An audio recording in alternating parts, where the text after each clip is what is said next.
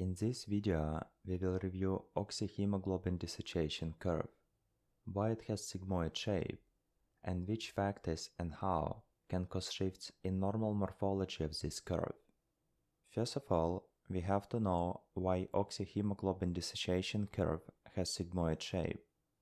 In order to explain this, we have to review hemoglobin structure and hemoglobin biochemical features.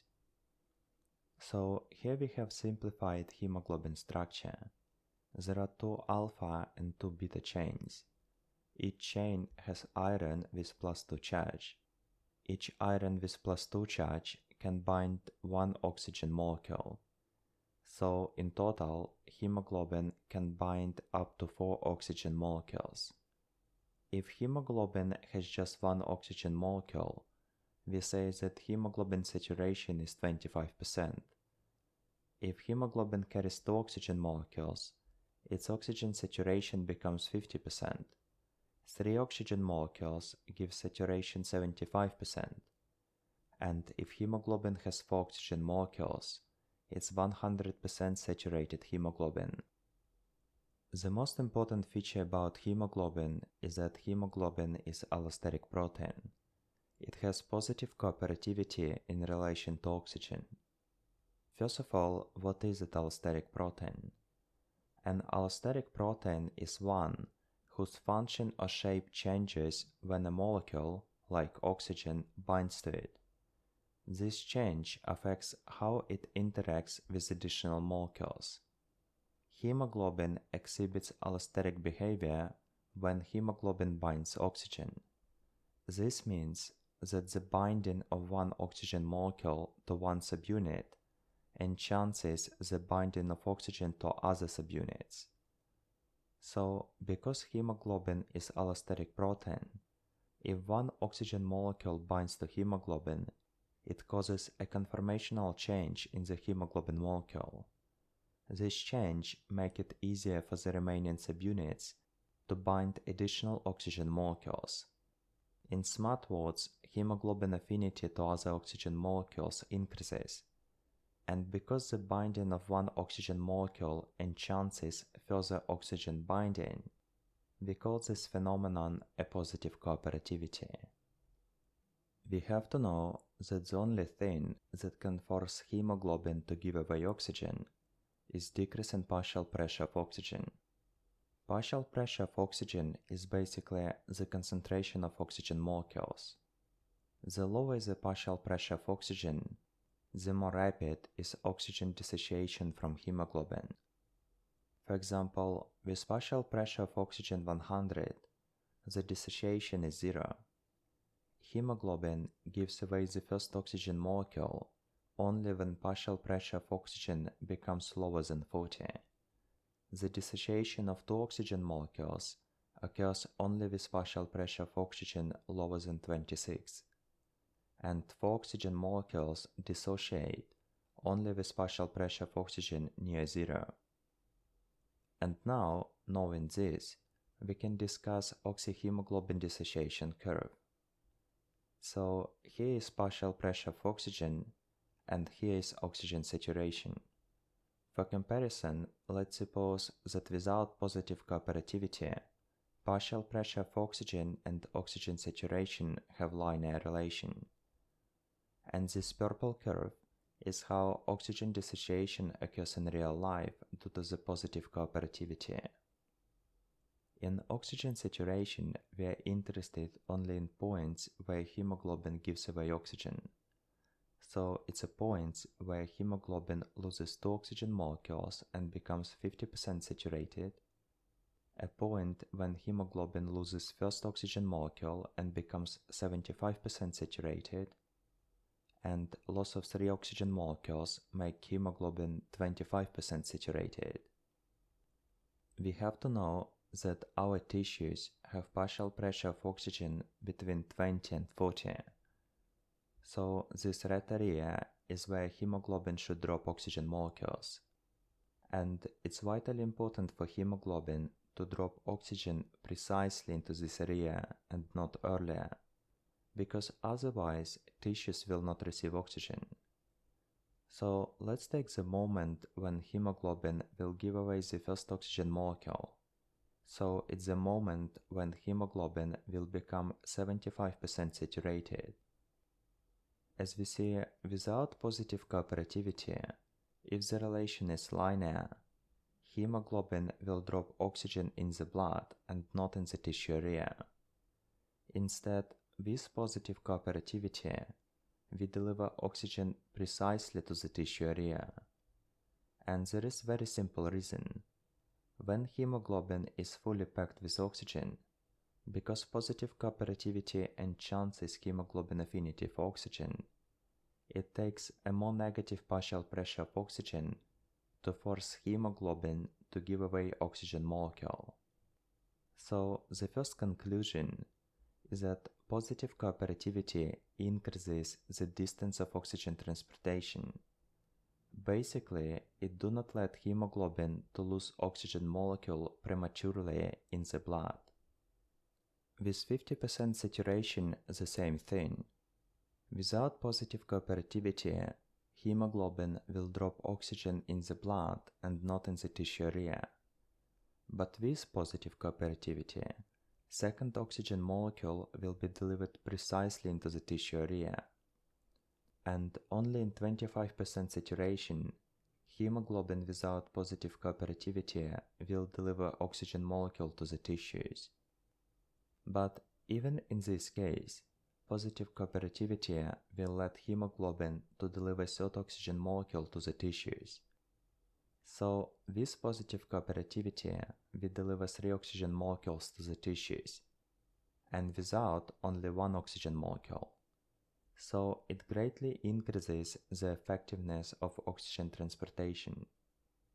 Also, we have myoglobin molecule, and myoglobin is monomeric protein, and because of this, myoglobin do not have positive cooperativity. And we can see this on a graph, that the first dissociation of oxygen occurs at a significantly lower partial pressure of oxygen.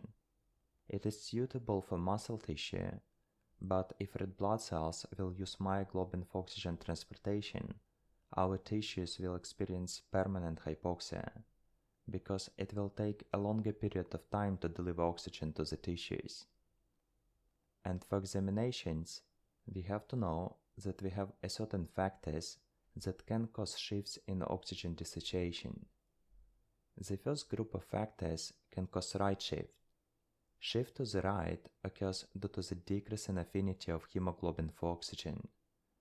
And the purpose of right shift is to increase oxygen delivery to the tissues. So let's explain the logic behind the right shift. If tissues need oxygen, we need to increase the dissociation of oxygen from the hemoglobin. To increase oxygen dissociation, we have to inhibit positive cooperativity, and this will force hemoglobin to share its own oxygen with the tissues.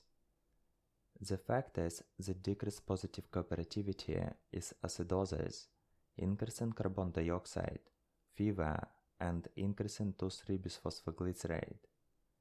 So what these factors are doing is that they make a hemoglobin-oxygen link weaker, which allows oxygen to run away from hemoglobin at a higher partial pressure of oxygen. So let's illustrate this on oxyhemoglobin dissociation curve. Well, if positive cooperativity will decrease, hemoglobin will give away oxygen more willingly, which means that hemoglobin will give away oxygen earlier at a higher level of partial pressure of oxygen. That's why the curve will shift to the right. What is the purpose behind this? Let's take a moment when hemoglobin will give away the first oxygen molecule and will become 75% saturated. Hemoglobin delivers oxygen from the lungs, which have partial pressure of oxygen 100, to the point where partial pressure of oxygen will force hemoglobin to give away the first oxygen molecule. With normal affinity of hemoglobin to oxygen, it's around 30. But if factors that we mentioned earlier will inhibit positive cooperativity, the affinity of hemoglobin to oxygen will decrease. And now hemoglobin will give away oxygen earlier at a higher partial pressure of oxygen level. Let's say it's 40. So before, the distance of oxygen transportation by the hemoglobin was 100 minus 30, which is a distance from the lungs to a point of dissociation, and in this case it's 70. Let's suppose that the speed of oxygen transportation by the hemoglobin is 10 millimeters of partial pressure of oxygen per minute. So the time of one oxygen molecule transportation will be 70 divided on 10, which give us 7 minutes. So in this case, it takes 7 minutes to deliver one oxygen molecule from lung to tissues. But with right shift, the distance will be 100 minus 40, which give us 60. The speed of oxygen transportation by the hemoglobin is the same. So now the time will be 60 divided on 10. So with right shift, it takes 6 minutes for hemoglobin to deliver one oxygen molecule to the tissues. Based on this, we can say that the right shift allows us to transport oxygen to tissues significantly faster. And it becomes very useful in cases of exercises, acidosis, increase in CO2, fever, and tissue hypoxia, where tissues have increase in oxygen demand. In case of left shift, the exact opposite occurs. In this case, certain factors cause increase in hemoglobin affinity for oxygen, which makes even harder to unbound oxygen from the hemoglobin. This scenario occurs when tissues already have enough oxygen, so we can preserve some oxygen molecules for the future. Or it can occur in some pathological conditions, and in this case, left shift can be very, very dangerous. So, if tissues do not need additional oxygen, we have to decrease oxygen dissociation from hemoglobin. And to do this, we have to increase hemoglobin affinity for oxygen. The major physiological factor that potentiates positive cooperativity is decrease in temperature. But also, there are some pathological factors that can artificially increase hemoglobin affinity for oxygen. It's carbon monoxide poisoning and methemoglobinemia. So let's illustrate the left shift. If hemoglobin affinity for oxygen will increase due to the decrease in temperature, for example, it will be more difficult for tissues to force hemoglobin to share his oxygen molecules. As a result, oxygen dissociation will occur at lower partial pressure of oxygen level. So let's take a point when hemoglobin gives away his first oxygen molecule. In normal condition, hemoglobin transports oxygen from the lungs with partial pressure of oxygen 100 to the point when partial pressure of oxygen becomes 30. Now, because of a stronger hemoglobin affinity for oxygen, transportation occurs to a point where partial pressure of oxygen becomes 20. So it takes more negative pressure to force hemoglobin to share his oxygen molecule. So for comparison, let's take two situations. In normal condition, the distance of oxygen transportation was 100, which is a pressure of oxygen in the lungs, minus 30, which gives us 70.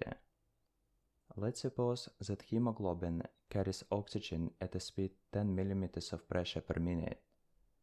So it takes 7 minutes for hemoglobin to transport first oxygen molecule to tissues in normal state. But with left shift, the distance becomes larger. 100 minus 20 is 80. The speed of oxygen transportation by the hemoglobin remains the same. And because the distance becomes larger and the speed is the same, the time of oxygen transportation will increase.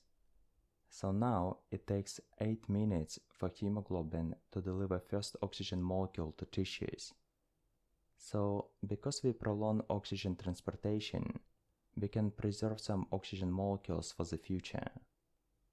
But in the same time, if left shift occurs due to the pathological reasons, it greatly increases the risk of tissue hypoxia, because in this case, tissue demand for oxygen remains the same, but the time of oxygen delivery will increase. And exactly this scenario occurs in case of carbon monoxide intoxication and methemoglobinemia. Both these disorders we will discuss separately in the next videos. Hope you like the video, press like and hit subscribe button, and may the force be with you.